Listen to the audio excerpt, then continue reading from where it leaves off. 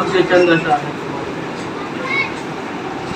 کتابیں دین کے ورق کو حسین کہتے ہیں، کتابیں دین کے ورق کو حسین کہتے ہیں، عبادتوں کے سبق کو حسین کہتے ہیں، جسے حسین نے چھینا تھا پڑھ کے باطل سے، جسے حسین نے چھینا تھا پڑھ کے باطل سے، ہم اس رسول کے حق کو حسین کہتے ہیں، ہم اس رسول کے حق کو حسین کہتے ہیں۔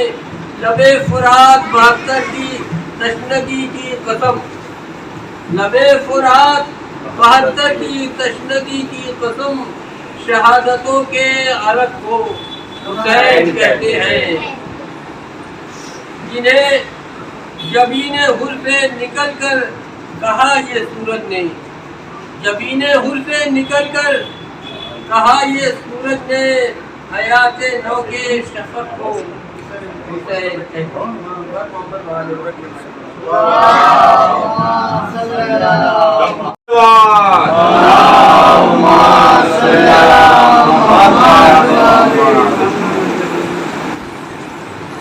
تیرا عشق میری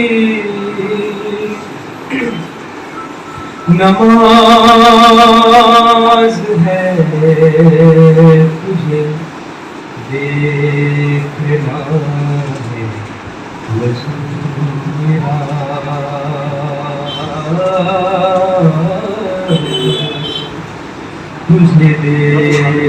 دیکھنا وضو میرا، تیرا عشق میری نماز ہے، تجھے دیکھنا، کہ تو نبی کی پشت پہ ہو اگر تو نماز حق بھی رکی رہے، نبی کی پشت پہ ہو اگر تو نماز حق بھی رکی رہے، تو حسین ہے، تو حسین ہے، تو حسین ہے، تو حسین ہے، تو نماز کی بھی نماز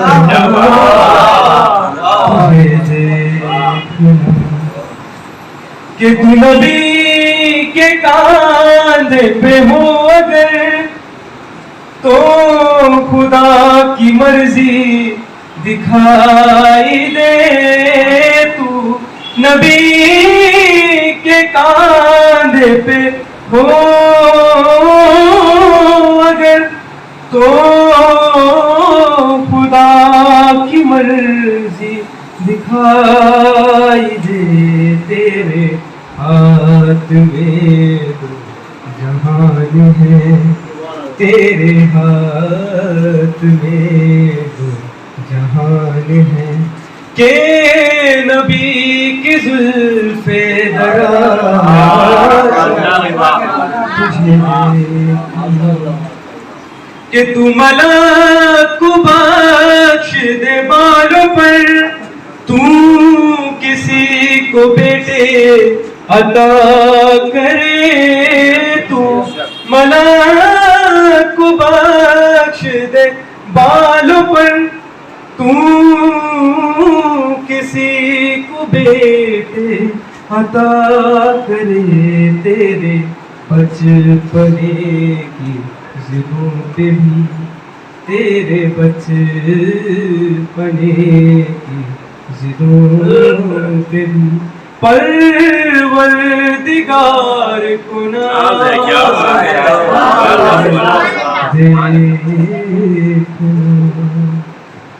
محمد پروردگار عالم کا شکر ادا کرتے ہیں کہ اس معبود نے ہمیں اور آپ کو بارگاہ اہل بیت علیہ الصلوۃ والسلام میں حاضر ہونے کا شرف عنایت فرمایا۔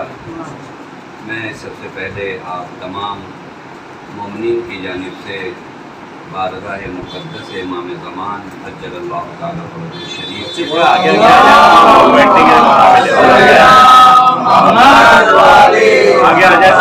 آ جائیں آپ لوگ، آگے تھوڑا سا آگے آ جائیں.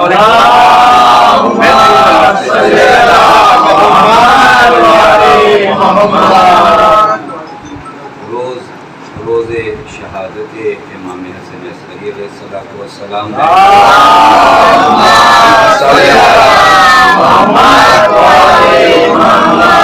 اور ایام اعضا کا بھی یہ آخری دن ہے.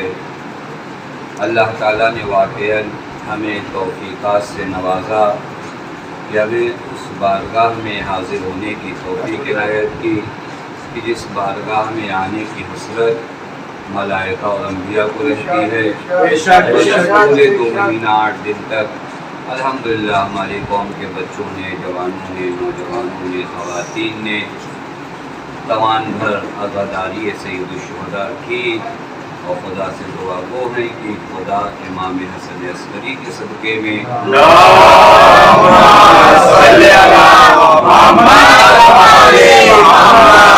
ان تمام عبادتوں کو شرف قبولیت عنایت فرمائے. دوستو عزیزو، واقعاً یہ ایک ہمارا امتیاز ہے کہ اللہ تعالیٰ نے ہمیں ذکر سرکار سید الشہداء سے ممتاز قرار دیا.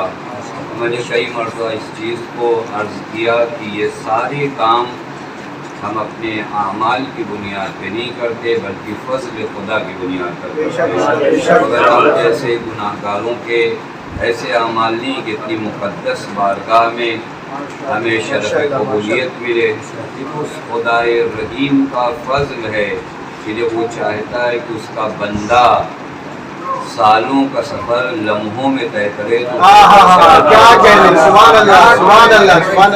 کبھی کبھار میں آپ کی خدمت میں عرض کروں. دیکھیں قرآن نے بھی 2 تعبیر عرض کی ہے. جب آپ ملکوتی سفر کرتے ہیں ایک مرتبہ خود سے سفر طے کرتے ہیں، ایک مرتبہ آپ سے سفر طے کروایا جاتا ہے.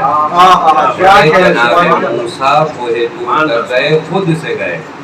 پیغمبر کو معراج پہ لے جایا گیا. خود سے جاتا ہے تو وقت لگتا ہے، جب لے جایا ہمیں فرش مجلس کو بلایا ہے تاکہ لے جایا جائے، لے جایا جائے. خدا کی قسم وہ سفر معنویت ہم و آپ طے کر رہے ہیں امام حسین علیہ السلام کے صدقے میں، وگرنہ یہ ہر کسی کو میسر نہیں ہے. جو دروازہ ہمیں ملا ہے وہ کسی اور کو میسر نہیں. ایسا نہیں کہ اس دروازے کی کمی کہ لوگ نہیں آئے. میں شاید آپ کی خدمت میں عرض کیا تھا کبھی کبھار واقعاً ان نعمتوں پر خدا کا شکر ادا کریے. میں نے ایک جگہ دیکھا ایک عالم دین تھے قم میں، وہ اشرا پڑھ رہے تھے تو اشرے کا ٹاپک یہ تھا کہ جنت کے دروازوں کے نام کیا ہیں.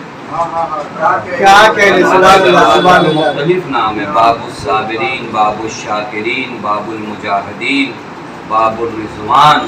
ہر دروازے پہ ایک روز گفتگو کرتے تھے. کہ جوان نے ایک دن انہیں مجلس کے بعد کا آغا آپ بڑی مبرہن مدلل گفتگو کر رہے ہیں، لیکن ہم جوانوں کے لیے اس دور میں ان دروازوں تک پہنچنا بڑا سخت ہے.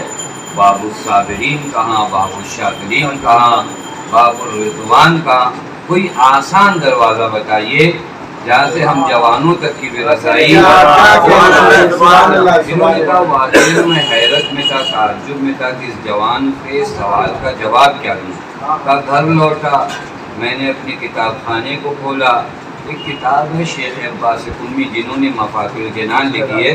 ان کی اور بہت سی کتابیں، ان میں سے ایک کتاب ان کی ہے سفینۃ البحار، بحار الانوار ہے جو علامہ مجلسی کی.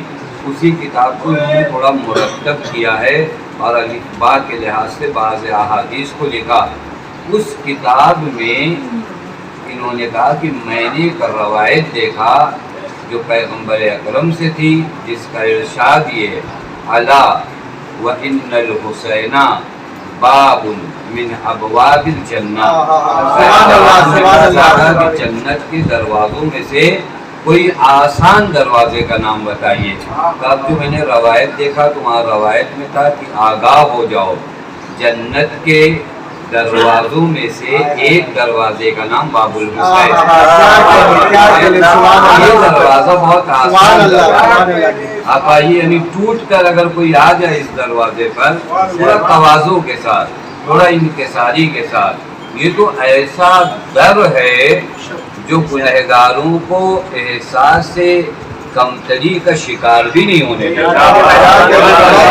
اس قدر کرامت کے ساتھ قبول کرتے ہیں.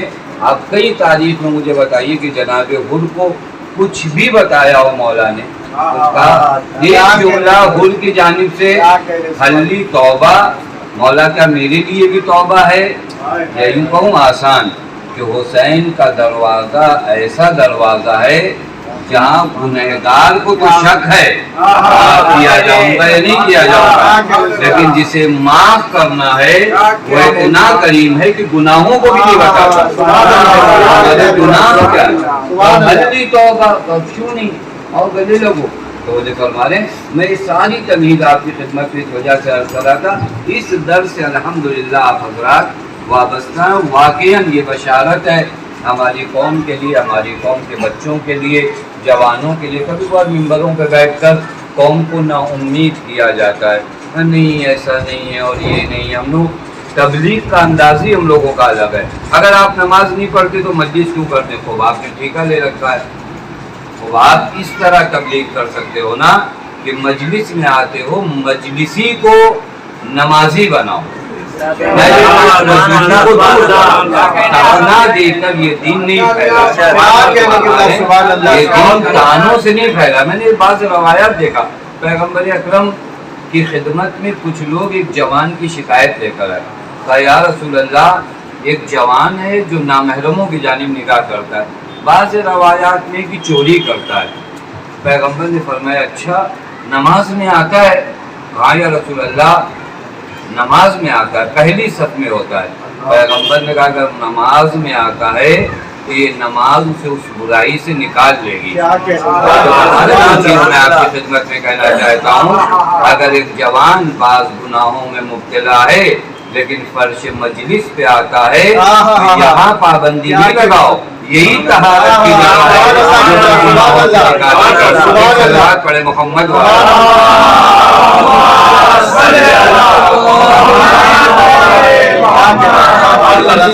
یہاں پابندی مت لگاؤ, یہاں سے ہی سب کو پاک ہونا, یہیں سے طہارت کی جگہ پہ آپ پابندی لگا دو.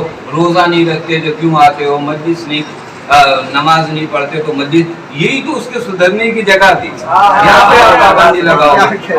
روایات واقعی ہم لوگ تبلیغ کرنا نہیں جانتے. اس طرح اگر دین ہماری طرح مولویوں نے پھیلایا ہوتا تو کوئی بھی آج مسلمان نہیں ہوتا. تان و تشنیع دے کر دین نہیں پھیلتا ہے. جو لوگ آپ کے اس قدم تک آگے ہیں اس قدم میں بھی آپ پیچھے لگے لوگ ہیں. میں ایک روایت دیکھ رہا تھا چھٹے امام کے زمانے کی, میں چونکہ ایام عزا کا آخری دن اس وجہ سے آپ کی خدمت میں عرض کروں, بعض بشارتوں کی خدا کی قسم یہ 2 مہینہ 8 دن تک آپ نے ماتم نوحہ مجلس کر کے اپنے وجود کو پاک کیا ہے. ممکن نہیں ہے کہ کوئی 2 مہینہ 8 دن تک بارگاہ حسین میں رہے اور حسین اسے منقلب نہ کرے. پوری کوشش یہ کرنا ہے کہ اب جو یہ انقلاب آ گیا ہے اسے ختم نہیں ہونے دیں گے. یہ جو دولت جمع ہو گئی ہے اسے لوٹنے نہیں دیں گے. کچھ ڈاکو گنڈے جو چاہتے ہیں آپ کی معنوی دولتوں کو لوٹیں, ہمیں اسے بچانا ہے. چھٹے امام کا زمانہ ہے. بعض اوقات واقعاً ہم کہتے ہیں نا امید مت ہوئیے, خدا کی قسم. میں نے ایک روایت دیکھا, عجیب روایت.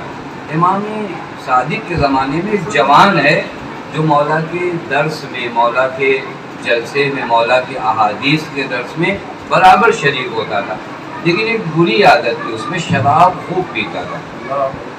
شراب, اور اپنے لحاظ سے امام کی معرفت چونکہ نہیں تھی, اور اس زمانے میں واقع نبی بعض لوگ ائمہ کو یہ سمجھتے تھے, معلوم ہے کہ امام دیوار کے پیچھے کیا ہو رہا اس سے آگاہ نہیں.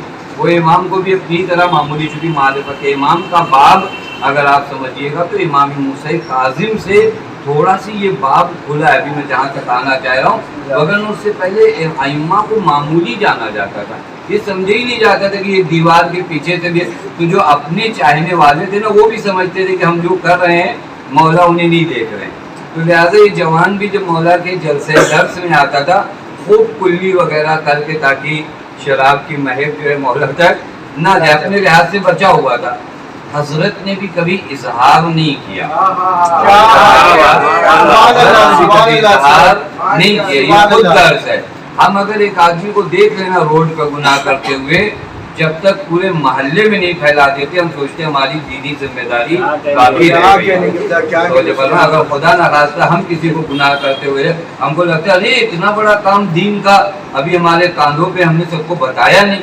لیکن واقعاً راز راز رہنے دیجیے گناہوں کو، بعض جوان کے گناہوں کے راز کو اگر آپ فاش کرتے ہیں روایت میں، پھر آپ کے ایسے عیب کو خدا فاش کرے گا جسے کسی نے نہیں دیکھا ہوگا، جسے کسی نے. پھر آپ تعجب کرو گے ارے یہ کام جب میں کر رہا تو وہاں کوئی نہیں تھا. لیکن خدا کی دست قدرت میں سب کچھ ہے. خدا وہ خدا ہے کہ یوسف کے بھائی مل کر انہیں کنویں میں ڈال سکتے ہیں، اس تاریخ کنویں سے خدا نکال کر تختے خدا کا انقلاب ہے. لہٰذا اسی طرح اگر آپ کبھی سوچو کسی مومن کے راز کو فاش کرنا تو خدا روایت دیکھا ہے میں نے جہاں خدا کہتے ہیں یہ ڈائریکٹ مجھ سے جنگ ہے، آپ مومن سے نہیں لڑ، مجھ سے جنگ ہے. کس میں ہمت ہے اگر خدا سے جنگ کرے؟ امام نے کبھی اظہار نہیں کیا. ایک دن ایسا ہوا مدینے کی گلی سے یہ جوان نکلا. بعض گلیاں ایسی ہوتی تھی نا اس طرف کا راستہ بند ہے، آگے ہی کا راستہ کھلا. اس نے دیکھا گلی کے اس طرف سے مولا آ رہے ہیں اور ادھر سے راستہ بند ہے، یہ بھی نکل رہا شراب پیے ہوئے. کیا کرے؟ تو جب ہمارے اب تک تو اپنے حساب سے کلی وغیرہ کر کر بو شراب کی بچا لیتا، لیکن آج کیا کرے؟ بیچ گلی میں امام آ رہے ہیں، آپ بھی کہیں نہیں جا سکتے. اس نے کیا کیا معلوم ہے؟ دیکھیں یہ بھی احترام کافی ہے، تھوڑا سے آدمی اتنا ان کو محترم جانے یہی اس کے نجات کا ایک راستہ ہے. اس نے کیا کیا معلوم ہے؟ ہوتا ہے نا بہانے سے اس نے ایک گھر کی جانب رخ کیا اور اپنا کپڑا اپڑا صحیح کرنے لگا تاکہ امام گزر جائے. اب امام نے ابھی تک اظہار نہیں کیا تھا، آج امام نے اس کے شانوں پہ ہاتھ رکھا، بس سب کچھ کرنا لیکن کبھی ہم سے رخ مت موڑنا.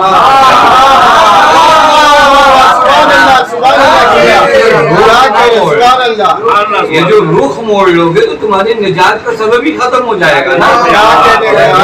ہماری جانب اگر چہرہ رہے گا تو نورانیت تمہارے وجود میں آنی ہے.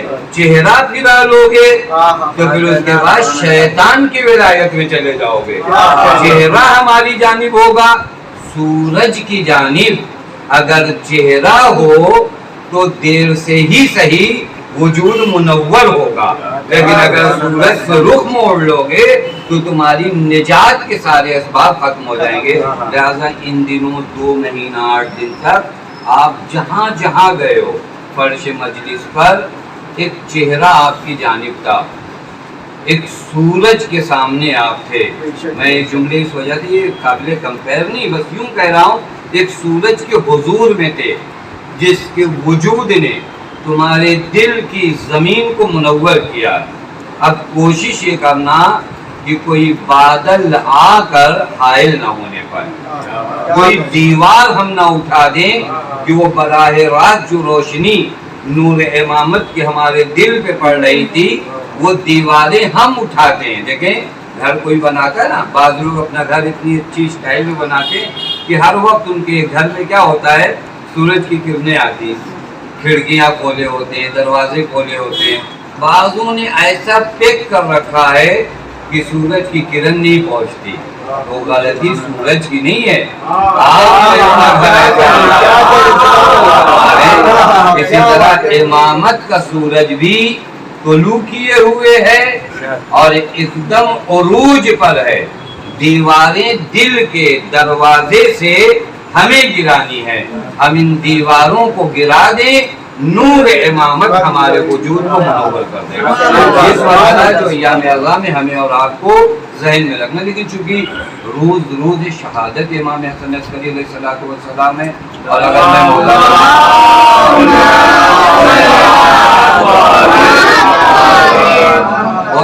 عظیم مرحلہ ہے. کبھی آپ توجہ کریں چونکہ ہمارے ہاں یہ یعنی امام حسین علیہ السلام کے بعد امام سید سجاد کا کچھ ذکر ہوتا ہے, اس کے بعد ائمہ کا ذکر نہیں ہو پاتا, اور پھر ہمارے نوجوان اور بچے ان جوانوں ان تاریخوں سے آشنا نہیں ہو پاتے. اس کی ایک وجہ یہ ہے کہ ہم نہیں جانتے کہ ان ائمہ نے ہمارے کیا کیا, یہ دین کیسے پہنچا آپ کو. میں آپ کی خدمت میں عرض کروں, معصومین کی زندگی کے 3 دور ہیں. کتنے دور ہیں؟ 3 دور. اگر آپ تقسیم کریے 3 دور ہے. ایک دور ہے معصوم کی معرفی کرانے کا دور, کی عظمت معصومین کو بیان کیا جائے, تعظیم معصوم کو, مقام معصوم کو. وہ دور پیغمبر ہے. پیغمبر نے اپنی پوری زندگی ایک کوشش کی کہ مقام امام کو, مقام معصومین کو لوگوں تک پہنچائیں. آپ دیکھ لیجیے ہمارے یہاں اشعار میں بھی پڑھے جاتے ہیں, تاریخ میں بھی موجود ہے.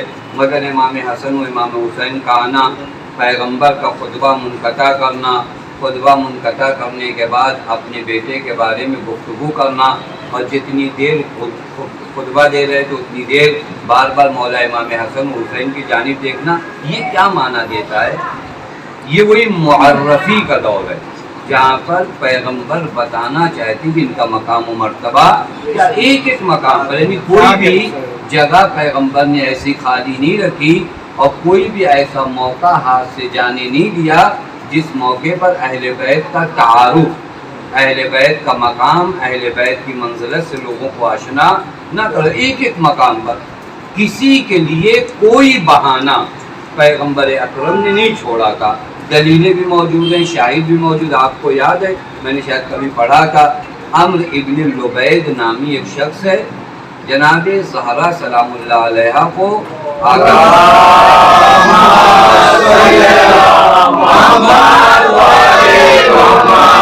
کہتا ہے بیوی سے کہ بیوی, کیا پیغمبر نے علی کی خلافت کے بارے میں صراحت سے کچھ بیان فرمایا؟ تو بیوی نے ایک جملہ فرمایا, انسیتم قول رسول اللہ یوم غدیر خم. کیسی باتیں کرتے ہو, کس طرح کی باتیں کرتے ہو؟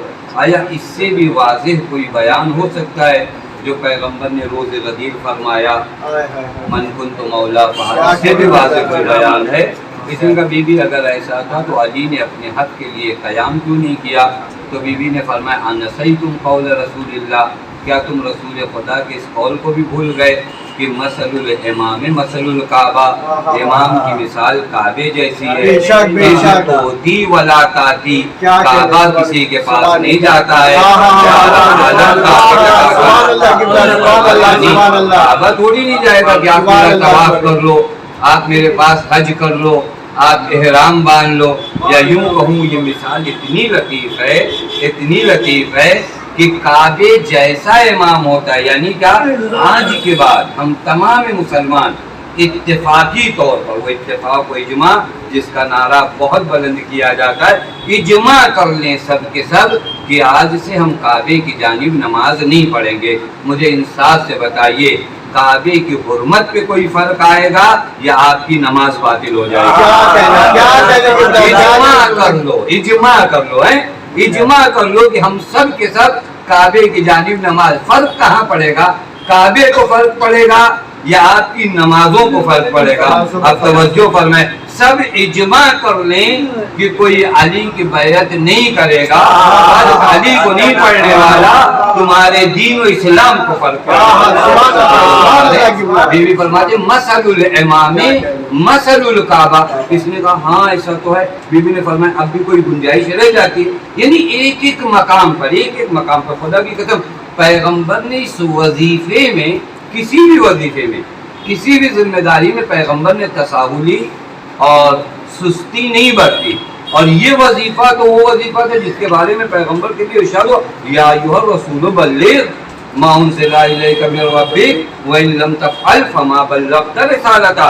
یہ روح دین ہے, اسے آپ کو پہنچانا پڑے گا, اور یہ نہیں پہنچایا تو لہٰذا پیغمبر, اور میں اس کے لیے ایک دلیل دے سکتا ہوں کہ تمام امت کے لیے پیغمبر نے اہل بیت کو آشنا کر دیا تھا. اس کی ایک دلیل دوں آپ کی خدمت میں.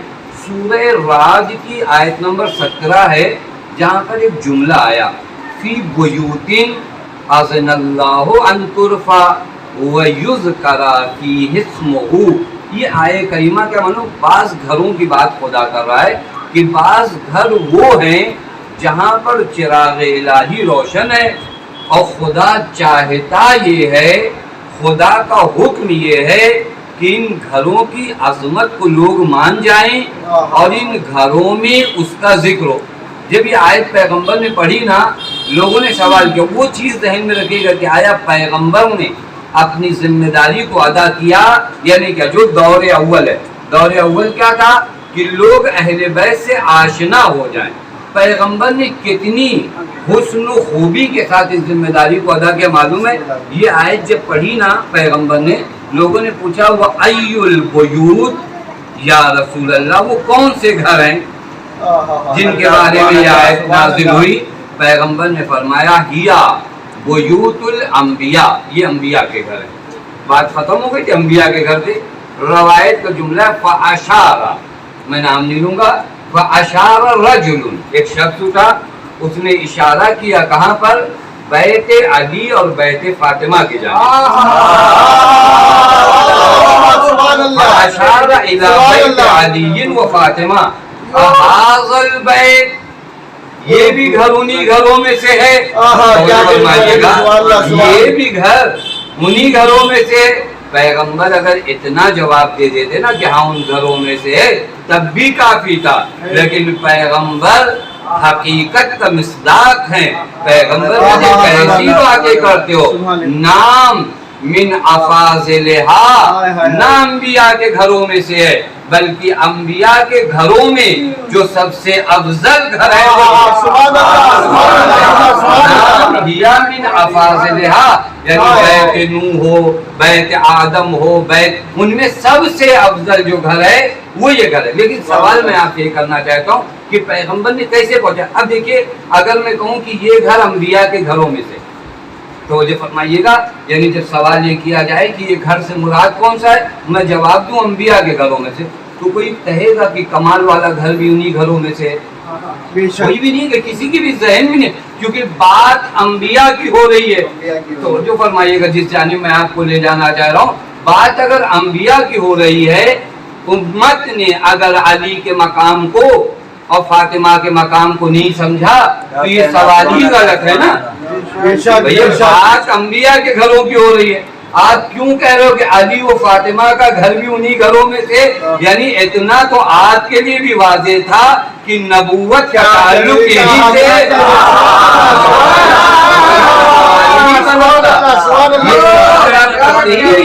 یہ سوال کرنا اس بات کی دلیل تھی کہ پیغمبر نے مقام امامت کو بیان ہی کر دیا تھا، تاکہ جب انبیاء کی بات آئے تو آپ کا بھی ذہن وہی جاتا. یہ پہلا دور تھا جہاں پیغمبر نے کوئی کوتاہی اور سستی نہیں.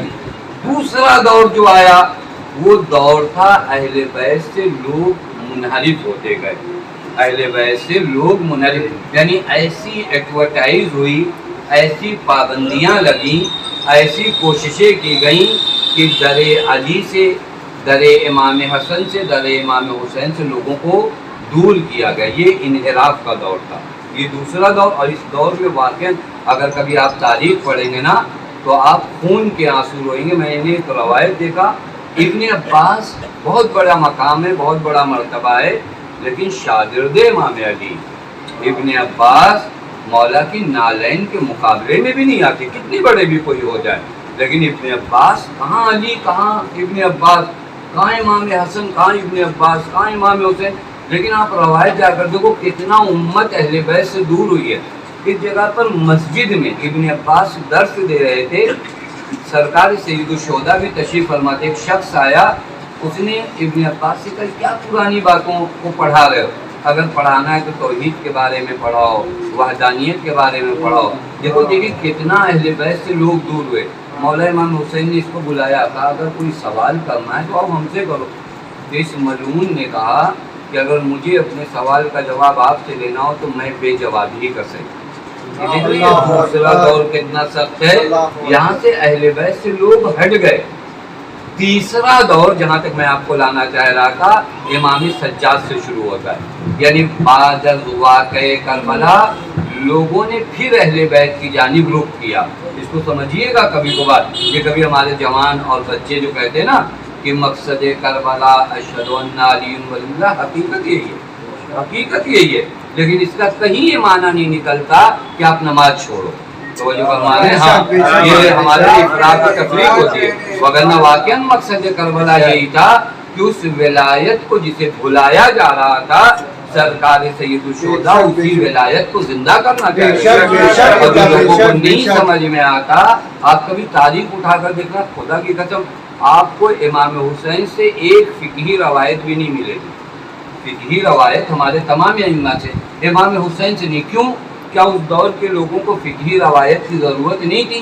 نہیں، لوگ اہل بیت سے اتنا دور ہو چکے تھے کہ ابن عباس سے مسئلہ شریف پوچھتے تھے، امام حسین سے نہیں پوچھتے تھے. آپ کبھی توجہ فرمائے گا، خدا کی قسم میں وقت نہیں ہوگا نا میں آپ کی خدمت میں تحلیل کر کے بتاتا دور کتنا سخت تھا. امام سجاد نے بعد از واقعہ عاشوراء دوبارہ لوگوں کو در اہل بیت پہ لانا شروع کیا. یہ آپ کبھی پڑھیں گے، میرے بچوں اور جوانوں کو یہ بات یاد ہونا چاہیے. ایک اشکال اور اعتراض کیا جاتا ہے کہ امام سجاد نے اتنے غلام کہاں سے خریدے، اتنی کنیزیں کیوں خریدی. دیکھیے اس دروازے پر کنیز و غلام کو خدمت کے لیے نہیں بلایا جاتا. تو جو فرما رہے ہیں جناب فضہ کنیز ہے نا، لیکن مخدوم عالم ایک دن ان کے لیے رکھتی ہے، ایک دن اپنے لیے رکھتی ہے. یہاں پر کنیز کو کنیز بنانے کے لیے نہیں بلایا جاتا، یہاں کنیز کو در حقیقت آقا بنانے کے لیے بلایا جاتا. فضہ کو اس لیے نہیں بلایا کہ فضہ گھر کا کام کریں، فضہ کو اس لیے بلایا کہ فضہ قرآن کے لہجے میں باتیں کریں. اور یہ بھی ایک ذہن میں جناب فضہ نے قرآن کے لہجے میں کیوں باتیں کی معلوم ہے؟ قرآنی آیات میں کیونکہ جب ذکر علی پر، یہ بھی جناب فضہ کی ایک حکمت عملی ہے جو ہمارے یہاں شاید جوانوں کو نہیں معلوم تھی. جناب فضہ کیوں قرآن سے جواب دیتی تھی؟ کیونکہ پیغمبر کی احادیث نقل کرنا منع ہو گیا تھا. اب ذکر علی لوگوں تک پہنچایا کیسے جائے؟ طاہرہ نے خدمت کیا کیا؟ فضہ کو ایسا قرآن پڑھایا، ایسا قرآن سمجھایا کہ تم حدیث پر پابندی بھی لگا دو تو یہ فضہ قرآن سے علی کے اس وجہ سے جناب فضہ نے پوری عمر قرآن میں گفتگو کیا. لہٰذا یہاں پر خدام بھی اس لیے نہیں بنائے جاتے تاکہ ان سے خدمت لی جائے، نہیں، انہیں در حقیقت دین کا ایمبیسیڈر بنایا. امام سجاد نے بھی یہی کیا، غلام خریدے، تربیت کی. چونکہ عام طریقے سے در اہل بیت پر آنے نہیں دیا جاتا تھا، غلام بنا کر لایا جاتا تھا، تربیت کی جاتی تھی. کسی نے ایک گلاب دے دیا، کسی نے ایک پھول دے دیا، کسی کے ہاتھ سے لوٹا چھوٹا ہاتھ پہ گرا، معمولی باتوں پر پھر آزاد کر دیا جائے. یہ ایک سسٹم تھا جو امام سجاد نے بنایا تھا دین کو پھیلانے کا. ابھی جو آپ کے ذہن میں آتا نا اتنی بڑی یونیورسٹی امام باقر و امام صادق نے کیسے قائم کی، انہی غلاموں کو بھیج کے دوبارہ حقیقت دین سے لوگوں کو آشنا کیا اور مجمع جمع کیا. یہ تیسرا دور تھا لوگوں کا اہل بیت کی جانب آنا. اور یہ بھی آپ کو ذہن میں رکھیے کہ اس میں کامیاب کتنا ہوئے، اس میں کامیاب اتنا ہوئے کہ امام حسین کے بعد پھر کسی امام کو لوگوں کی ہمت نہیں پڑی کہ تلوار سے قتل کریں. تو جو پر یہ زہر سے کیوں شہید کیا گیا؟ یہ زہر سے منافقت کی وجہ سے. چونکہ اب اہل بیت کا ایک خاص احترام تھا معاشرے میں. بنی عباس کے لوگ پریشان تھے، احترام اہل بیت سے یہ لوگ پریشان تھے. وگرنہ اسی وجہ سے محل میں لاتے تھے، تخت میں لاتے تھے، ظاہری احترام کرتے تھے، اٹھ کر کھڑے ہو جاتے تھے، امام کے ہاتھوں کا بوسہ لیتے تھے. یہ ان کے دل میں کوئی عقیدت نہیں تھی، یہ لوگوں کو دکھانے کے لیے یہ کام کرتے تھے. امام حسن عسکری کا زمانہ میں بالکل یہی زمانہ تھا جہاں ایک خاص احترام تھا اہل بیت کا لوگوں کی نگاہوں میں. حکومت وقت منافقانہ احترام کرتی تھی اور اسی وجہ سے کہ اب میں جلدی سے آ جاؤں اور ایک پیغام امام کا آپ کی خدمت میں بیان کروں، وقت بہت کم رہ گیا. وہ یہ کہ امام کو سامرا کیوں لے گیا معلوم ہے؟ کبھی آپ کو ذہن میں آنا چاہیے. واقعی تاریخ اسلام کی ہمارے یہاں تحلیل نہیں ہو پاتی. آپ دیکھیں بامبے میں اگر کسی ایک آدمی سے کوئی ملنے آئے تو کوئی نہیں پہچان پاتا نا، کیونکہ یہاں سب اجنبی، اتنا بڑا مجمع ہے کہ اجنبیوں کی پہچان نہیں ہوتی۔ اگر آپ ہمارے جیسے گاؤں والے کے یہاں جائیں نا، وہاں ایک بھی الگ آدمی آتا ہے نا، لوگ پہچان جاتے ہیں یہ اس گاؤں کا نہیں ہے۔ امام کو بغداد سے سامرا کیوں لے گیا تاکہ سامرا میں اگر کوئی مولا سے ملاقات کرنے آئے تو اندازہ لگا لیا جائے کہ یہ مولا کا چاہنے والا ہے۔ سامرا چھاونی ہے، وہاں پر اگر کوئی شیعہ ملنے آتا ہے مولا سے تو اس کا پتہ چل جائے کہ مولا، حتیٰ اتنا سخت دور تھا، خدا کی قسم کبھی آپ مطالعہ کریے، اتنا سخت دور تھا کہ اگر امام کو اپنے وکیلوں کی جانب لیٹر بھیجنا ہوتا تھا تو لکڑی، گول لکڑی، اس کے اندر خط ڈالے جاتے تھے، اور لکڑی بیچنے والوں کے حوالے تاریخ میں ملتا ہے امام نے لکڑی دیا ہے اس کو بھی فلاں آدمی کو پہنچا دینا۔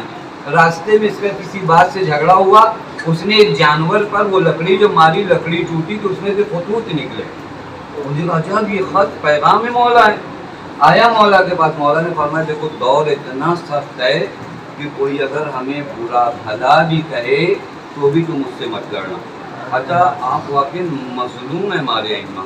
کبھی آپ نے سنا بعض باتیں تاریخ میں نہیں لکھی ہوتی تو میں شاید نہ پڑھتا، ہر دوشنبے کو، آپ کی زبان میں ہر منڈے کو اور ہر جمعرات کو مولا کو دربار میں حاضری دینی ہوتی ہے کہ باقاعدہ آپ آئیے، اپنا رجسٹر کرائیے کہ آپ یہیں پر ہو، کس سے ملے ہو۔ یہ دور تھا بنی عباس کے زمانے میں۔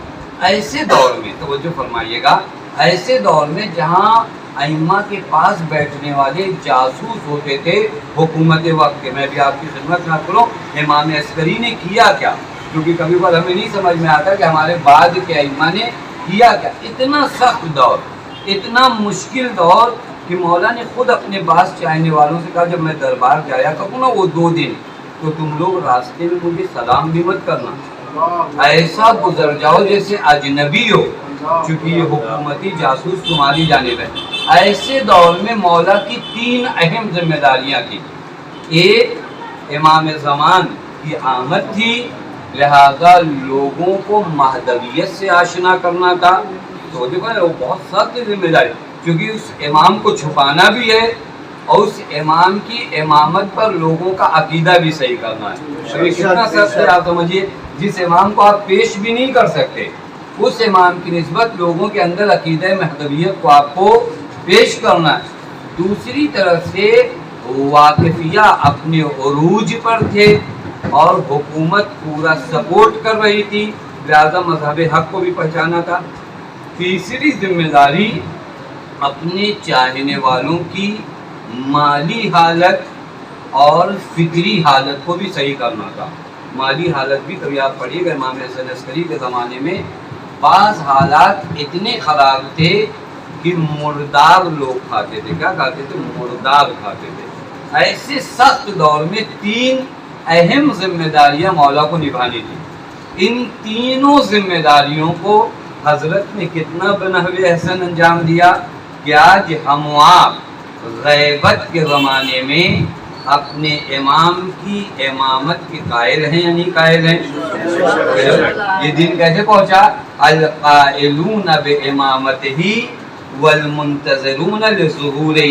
آپ میں سے کسی نے وقت کے امام کو نہیں دیکھا لیکن سب اپنے مولا کو حاضر و ناظر جانتے ہو نہیں جانتے؟ یہ کہاں سے یہ امتیاز آیا؟ یہ امام حسن عسکری کا وہی امتیاز اور حکمت عملی ہے جو آج ہم امام مہدی کی امامت کے قائل ہیں۔ آج یہ مرحلہ اگر آپ توجہ کریے گا نا، بہت اہم مرحلہ، لیکن وقت ختم ہو گیا۔ میں آپ کو ایک روایت پڑھ کر بات ختم کر دوں۔ 4 پیغام ہیں اپنے چاہنے والوں کے نام، کیونکہ ایام اللہ کا بھی آخری دن ہے، مولا کا ایک پیغام ہے، آج کا پورا وصیت نامہ ہے، وقت نہیں لگا وہ ورنہ میں پڑھتا۔ 4 پیغام مولا کا اپنے چاہنے والوں کے نام، اور فرمایا کہ اگر یہ کام تم کرو گے تو ہمیں خوش کرو گے۔ لیکن مجھے یقین ہے یہ پورا مجمع جو آیا ہے، ہم سب کیوں ماتم کرتے ہیں، کیوں مجلس کرتے ہیں، سب کے دل میں یہی ہوتا ہے کہ مولا میرا خوش ہو جائے، امام زمان خوش ہو جائیں۔ کہتے بھی ہیں کہ بیوی کی خوشی کے لیے بیوی کے غم کے مداوا کے لیے. اور یہ عشق اللہ نے آپ کو نوازا. ہر کسی کو اس عشق سے نہیں نوازا جاتا. اور ہم نے اپنی قوم کے اندر وہ جذبہ دیکھا. خدا کی قسم ہم انکار نہیں کر سکتے قوم کے جذبے کا. خواتین، بچے، جوان، بوڑھے، ضعیف، آپ کسی کو بلا لو کسی اور نام پر، کسی نام پر وہ مجمع نہیں آتا جو حسین ابن علی فقط نام حسین میں، فقط نام حسین میں. لہٰذا سب اپنے آقا کو خوش کرنا ہے. مولا فرماتے 4 کام کرو. کتنے کام؟ 4 کام. میں ترجمہ کر کے بس گزر جاؤں گا.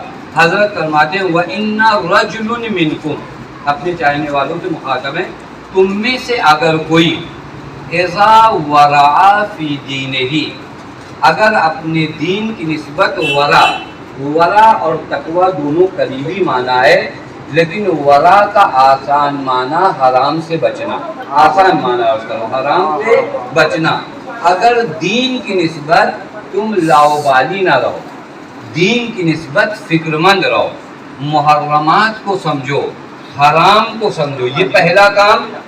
وَصَدَقَ فِي حَدِيثِهِ، بات کرو تو جھوٹ نہ بولو، بات کرو تو جھوٹ نہ بولو.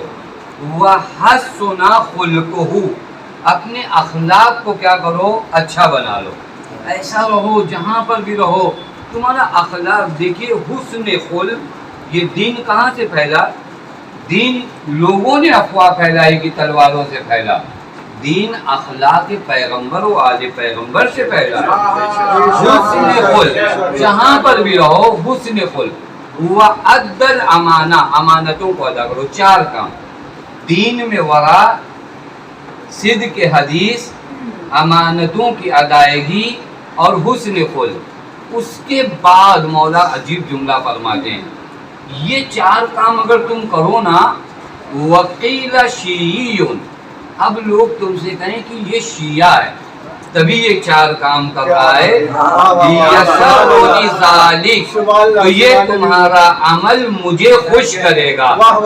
یہ کبھی بار ہوتا ہے، آپ نے دیکھا، میں مثال نہیں دیتا لیکن بعض موقع پہ قریب کرنے کے لیے ہم نے پورے اسکول میں ٹاپ کیا.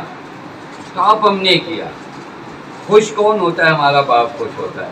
لیکن کس کے لڑکے ہیں، کس کے بیٹے ہیں، کس کے بیٹے ہیں، کون ہیں، کس خاندان کے ہیں، کہاں کے رہنے والے ہیں. تو جو ہے یہ 4 کام اگر تم سچ بولو، لوگ ارے اس نے سچ بولا جبکہ اس کا گھاٹا ہو رہا تھا، فوراً کہے گا نہیں یہ امام حسن عسکری کا ماننے والا ہے. شیعون یسرنی ذالک، یہ تمہیں چیز نفع پہنچائے. یہ وہ مرحلہ ہے جو ایام اعظم میں ہمیں یاد رکھنا ہے کہ ہم جب روڈ پر آئیں، جب سڑک پر آئیں، جب محلے میں آئیں، تم اپنے نام کو ہٹا دے. پہلا نام ہمارا یہ ہے کہ ہم کس مکتب کو پروموٹ کرتے، کس مکتب کے ساتھ آتے. ہماری زبان پر یہ کہا جا سکے، لوگوں کی زبان پر، یہ شیعہ یہ جھوٹ نہیں بولے گا، یہ شیعہ یہ کبھی خیانت نہیں کرے گا، یہ شیعہ یہ کبھی اپنے پڑوسی کو پریشان نہیں کرے گا. اتنا عام کر دو مذہب اہل بیت کو اپنے کردار سے کہ جب وہ آنے والا آئے اور کہے کہ میں حسین کا بیٹا ہوں تو لوگ اس کے سامنے دوڑے چلے جائیں. ارے جب اس کے غلام اتنے رحیم ہوتے ہیں تو اس کا مولا کیسا ہوگا؟ جب غلاموں کا حال یہ ہے تو ان کے آقا کا حال کیا ہوگا؟ اتنے اچھے سے لوگوں سے ملو، اتنے اخلاق سے لوگوں سے ملو، کیونکہ تمہاری پہچان حسینیت ہے. اور امام زمان جب آئیں گے نا، پہلا نعرہ کیا دیں گے؟ الا یا اہل العالم ان جدی الحسین قتلوہ عطشانا، اے اہل عالم میرے جد کو پیاسا شہید کیا گیا. یعنی پہلا نعرہ کربلائی نعرہ ہے. تم کربلا کو اس طرح پہنچاؤ کہ جب نام کربلا آئے تو لوگ کہیں ہاں ہم نے کربلائیوں کو دیکھا ہے، ہم نے کربلائیوں کا کردار دیکھا ہے، یہ انہی کربلائیوں کا امام ہے. لہٰذا یہ رحیم بھی ہے، کریم بھی ہے. یہ آپ کے ذمہ دار. بس عزیزو روزے شہادت مولا ہے. آپ سب جانتے ہیں مسئلہ کتنا سخت ہے. آج وقت کا امام یتیم ہوا ہے. آج وقت کا امام یتیم ہوا ہے. ایک دستور ہے نا, ہمیشہ امام آتے ہیں لیکن آج آنے کا انداز کچھ الگ ہوگا. جو صاحب عزا ہوتا ہے نا, جو عزا جس کی ہوتی ہے, صاحب عزا دروازے پہ کھڑا ہوتا ہے, ایک ایک آنے والے کا استقبال کرتا ہے. اللہ, آج جب آپ آئے ہوں گے نا تو وقت کا امام دروازے پہ آپ سب کے آنے کا اس نے استقبال کیا. میرے بابا کا پرسہ دینے آئے ہو, میرے بابا کا پرسہ دینے آئے ہو, اور بابا اس طرح روئیے, پتہ نہیں اگلے سال لیکن بی بی جب تک رہیں ہماری آنکھوں کے آنسو خشک نہ ہو, اسی طرح لال پہ گریا کرتے رہے. اور باب رضا روایت میں ملتا ہے کہ جب مولا امام حسن عسکری کو زہر دیا گیا نا تو مولا صحن خانہ میں چل رہے تھے, قدم لڑکھڑا رہے تھے. ابھی جملہ میں کیوں کہہ رہا ہوں معلوم ہے, زہر کا اثر ہی یہ ہوتا ہے جب زہر دیا جاتا ہے قدم ڈگمگاتے ہیں. آٹھویں امام کو بھی زہر دیا گیا تو پیر رکھتے کہیں تھے, پڑتا کہیں تھا, لیکن مجھے نہیں سمجھ میں آیا ایک بی بی ایسی ہے جس کو زہر تو نہیں دیا گیا لیکن جب مدینے میں چل رہی تھی قدم رکھتی کہیں تھی, پڑتا کہیں تھا. یہ کون بی بی ہے؟ یہ صدیقہ طاہرہ ہے, قدموں کو رکھتی کہیں ہے, قدم پڑتا کہیں ہے. باب رضا تیسرا دن آیا جب امام حسن عسکری زہر میں تڑپ رہے تھے. اللہ پانی لیا نا, ہاتھ لرز رہے تھے, پانی پی نہیں پائے. خادمہ کو بلایا, کہا میرے بیٹے امام مہدی کو بلا لاؤ, دیکھو اس حجرے میں سر سجدے میں رکھے ہیں. اللہ, خادمہ کہتی میں گئی, میں نے کہا آپ کے بابا بلائے. 5 سال کا بچہ, بس ارباب اعلیٰ تصور کریے گا, 5 سال کا بچہ آتا ہے, ہاتھوں میں کوزہ آگ لیتا ہے, بابا کے دہنے اقدس تک لے جاتا ہے, بابا کو پانی پلا دیتا ہے. میں کہوں گا میرے آقا, میرے مولا, میرے سید, سخت ہے 5 سال کی عمر میں اس منظر کو دیکھنا, لیکن آقا آپ نے اپنے بابا کو پانی تو پلا دیا. اللہ اللہ, ایک 4 سال کی بچی ہے, 4 سال کی بچی ہے, جب ذوالجلال لوٹا ہے اپنی پیاس نہیں بتایا بلکہ ایک جملہ کا, اے ذوالجلال کہاں بتا دے, ارے میرے بابا کو پانی دیا. اے میرے اللہ ان آوازوں پہ اپنی رحمت نازل کر, اے ذوالجلال اتنا بتا دے میرے بابا کو پانی دیا گیا تھا یا نہیں دیا گیا تھا. ارباب عزا پانی پلا کے مولا پھر اپنے حجرے میں چلے گئے, کیونکہ بعض اسباب کی وجہ سے اپنے بابا کے پاس رک نہیں سکتے تھے. ارباب عزا ایک بیٹے کے لیے بڑا سخت منظر ہوتا ہے. باپ زہر میں تڑپ رہا ہو, بیٹا باپ کے سرہانے بیٹھ نہ پائے. اللہ اللہ, یہ وقت امام زمان کے لیے بڑا سخت ہے, لیکن ہاتھوں کو جوڑ کے کہوں گا میرے آقا, میرے مولا, سخت ہے لیکن آقا ذرا 11 محرم کو آ جاؤ. ایک بیمار بیٹا ہے جو اپنے بابا کا جنازہ ایسے عالم میں دیکھتا ہے, ہر گھوڑے کی ٹاپوں سے بابا کے راجے کو پابند.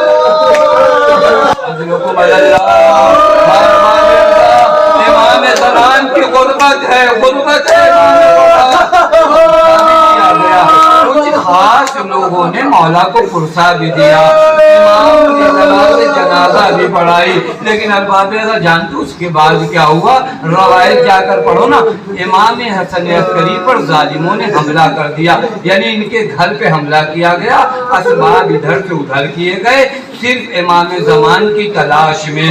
اللہ اکبر, یعنی سمجھ گئے نا میں کہاں لے جانا چاہ رہا ہوں آپ کو. باپ کی شہادت کے بعد اگر گھر لوٹا جائے تو بڑا سخت ہوتا ہے. یا امام زمان, شام غریبہ بھی آ جاؤ میرے مولا. حسین کی شہادت کے بعد حسین کے خیمے لوٹے جانا ہے. حضرکم اللہ, ختم कर देता, लेकिन एक आखिरी होश वाले चीले गए, लोग साल में तमाचे लगे। अब ये काफिला आखिरी दिन है पूरा मदीना इस्तकबाल को आए हुए हैं। अल्लाह अल्लाह, आप तसव्वुर करना, ज़ैनब मदीने से गई थी तो आलम क्या था, मदीने में आई है तो आलम क्या था। जब मदीने से गई थी अब्बास साथ थे, अकबर साथ थे, लेकिन अल्लाह अल्लाह अब जो मदीने वापस आई है न हुसैन साथ है न अब्बास साथ है। जनाब उम्मे कुलसूम का वो जुमला याद है ना, मदीने को चलते नाना तक वलीना, हमारे नाना के मदीने हमारे आने को कबूल न करना। बड़ा तक बढ़ाना है। एक रवायत पर और रहमत तमाम, जब बशीर आया ना उसने ऐलान करना शुरू किया, ये मदीने के रहने वालों, अरे मदीना उजड़ गया, हुसैन मारे गए, ये मदीने के रहने वालों, अकबर मारे गए। अरबाब आज़म बशीर का देख बीबी आगे आई, ये बशीर ये कैसी निदा देता है, ये कैसी पुकार देता है, क्या सुनाता है। कभी भी हुसैन मारे गए, कभी भी अकबर मारे गए। अरबाब आज़म सुन सकते हो, एक मरतबा बीबी ने एक जुमला कहा, ए मेरे वाली ओ वाली, अरे तुम कब आ लेना, अरे अब्बास जिंदा था, हुसैन मारा गया। एक मरतबा बशीर ने कहा बीबी ये जुमला न कहो, अरे पहले अब्बास शहीद।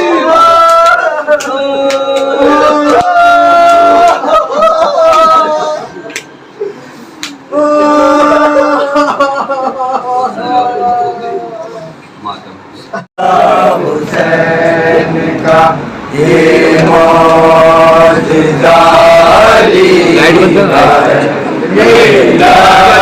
लश्कर-ए हुसैन है, ये काफ़िला अली का है, ये मौजज़ा हुसैन का, ये मौजज़ा अली का है, ये लश्कर-ए हुसैन है, ये काफ़िला अली का है, ये मौजज़ा हुसैन का, ये मौजज़ा अली का है, ये लश्कर-ए हुसैन है, ये काफ़िला अली का है, ये मौजज़ा हुसैन का, ये मौजज़ा अली का है, ये लश्कर-ए हुसैन है, ये काफ़िला अली का है, ये मौजज़ा हुसैन का, ये मौजज़ा अली का है, ये लश्कर-ए हुसैन है, ये काफ़िला अली का है, ये के कह रहे हैं सब गम खार अलविदा,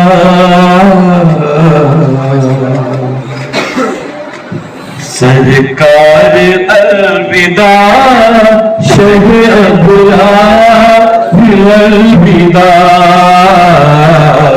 सरकार अलविदा, शह अबरार अलविदा, सरकार अलविदा, शह अबरार अलविदा, सरकार अलविदा, शह अबरार अलविदा, बेकस हुसैन दीन के, बेकस हुसैन दीन के, बेकस हुसैन दीन के सरदार अलविदा,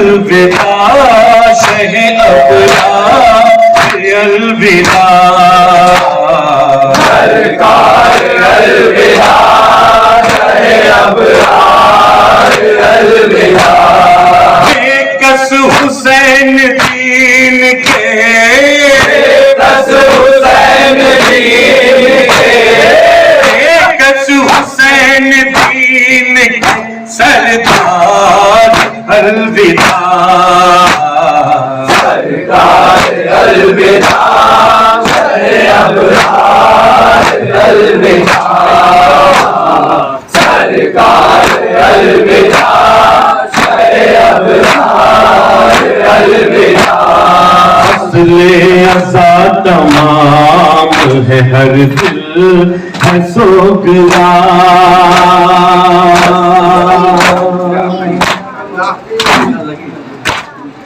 فصل عزا تمام ہے ہر دل ہے سوگوار فصل عزا تمام ہے ہر دل ہے سوگوار رو کے کہہ رہے ہیں سب رو کے کہہ رہے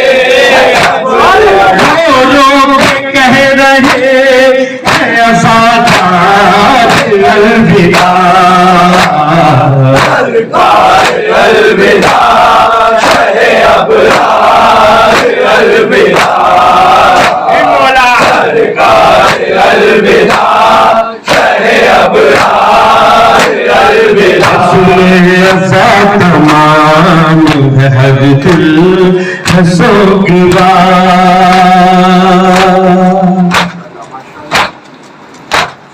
فصل عزا تمام ہے ہر دل ہے سوگوار جو کہہ رہے رو کے کہہ رہے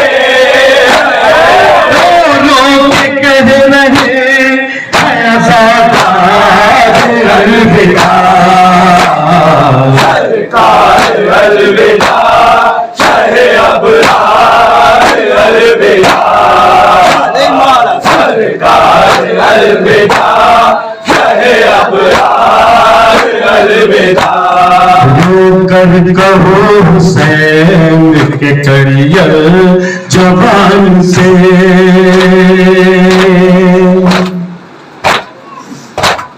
رو کر کہو حسین کے کریل جوان سے اے ہم شبیہ احمد ہم شبیہ احمد ہم شبیہ احمد مختار الوداع سرکار الوداع شہ ابرار الوداع سرکار الوداع شہ ابرار الوداع جھولے کو چوم چوم کے کہتے ہیں ماتمی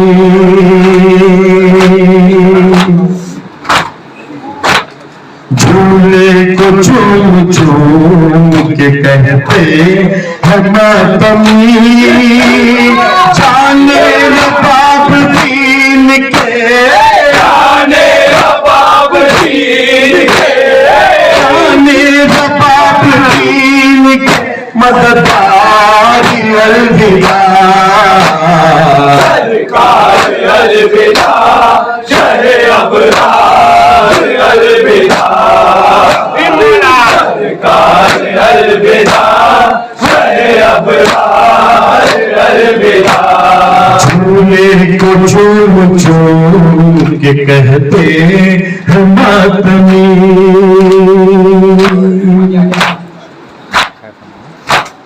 جھولے کو چوم چوم کے کہتے ہیں ماتمی جانے رباب دین کے جانے رباب دین کے جانے رباب دین کے مددگار الوداع سرکار الوداع شہ ابرار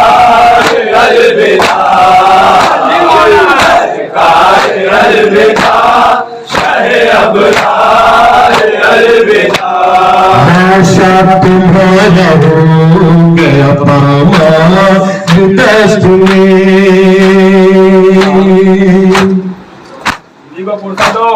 दाशा तुम्हारा हो गया पामाल दस्त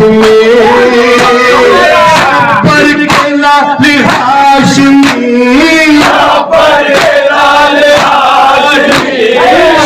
पर के लाल हाशमी जलवार अलविदा सरकार अलविदा शहे अबरार अलविदा सरकार अलविदा शहे अबरार अलविदा सत्ताए अहले बैत तमन्ना के मुर्तज़ा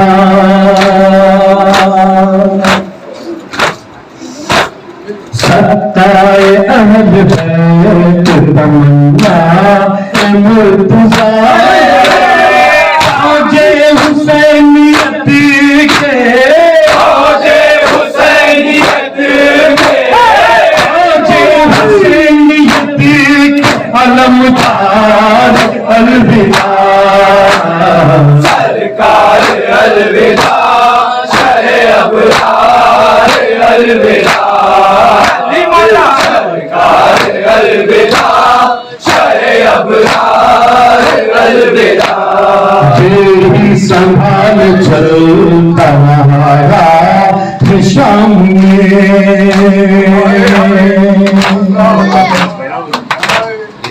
तेरी संभाल चलता रहा शाम में तेरी संभाल चलता रहा शाम में पहले हरम के काफिला हरम के काफिला पहले हरम के काफिला सालार अलविदा सरकार अलविदा शहे अबरार अलविदा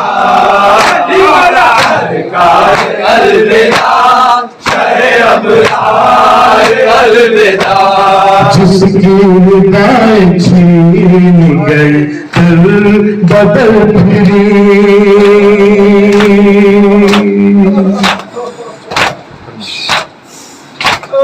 जिसकी निगाहें छीन गई फिर बदल फिरी हम शीर शाह हक की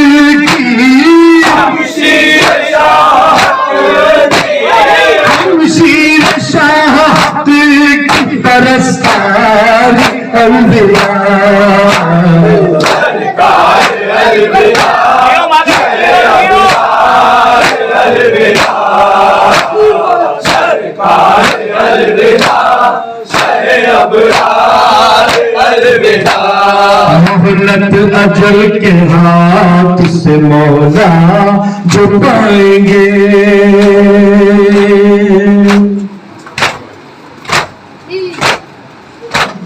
मोहलत अजल के हाथ से मौला जो पाएंगे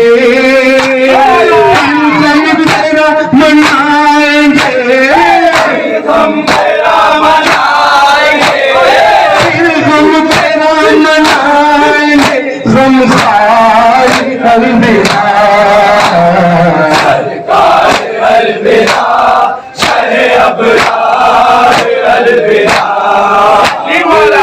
सरकार अलविदा शहे अबरार अलविदा मौला की हम गुलाम से खिदमत न हो सकी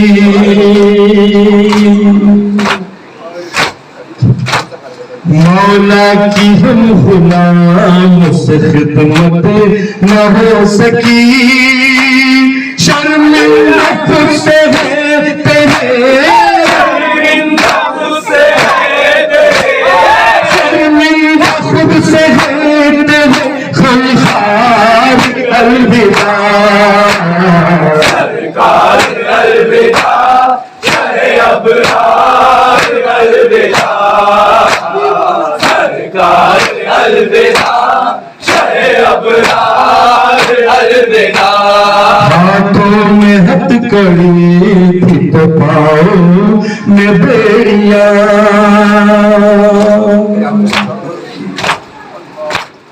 ہاتھوں میں ہتھکڑی تھی تو پاؤں میں بیڑیاں، اہل حرم کے قافلہ، اہل حرم کے قافلہ، سالار الوداع، سرکار الوداع، سرکار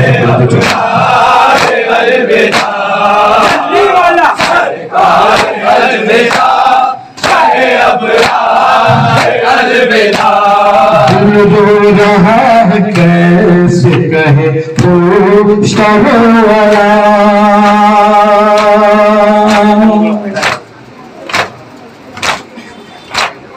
دل رو رہا ہے کیسے کہے وہ شرورا، نور نگاہ حیدر، نور نگاہ حیدر، نور نگاہ حیدر، کرار الوداع، سرکار الوداع، شاہ ابرار الوداع، سرکار الوداع، شاہ ابرار الوداع، بے کس حسین دین کے سردار الوداع۔